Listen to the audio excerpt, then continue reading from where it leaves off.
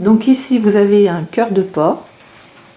Donc il est important de le placer correctement pour permettre justement de couper les différentes cavités telles que seront demandées dans l'ordre chronologique. Donc ici on a le cœur, donc face, si on le met à plat, bombé au-dessus, c'est la face ventrale, ici. Et la face plate, c'est la face dorsale. Donc si je retourne aussi au niveau de la face dorsale, on voit ici, d'accord? Donc la partie bombée qui est ici à gauche, vous la gardez vers vous. Donc s'il est bien orienté, on voit ici donc le sillon interventriculaire. On a ici les deux ventricules, gauche et droite.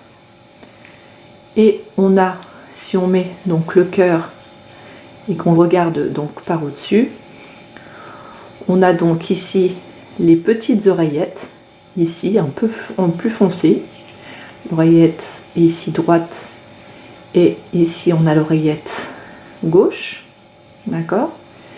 Ici cette partie là, en fait ce qui est en blanc, c'est uniquement du tissu graisseux.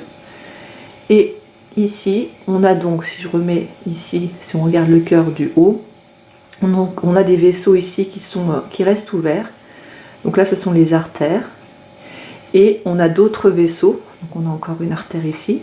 On a d'autres vaisseaux ici qu'on ne voit pas, puisqu'en fait ce sont des veines. Elles sont plus fines et elles se referment quand elles sont vides. Voilà.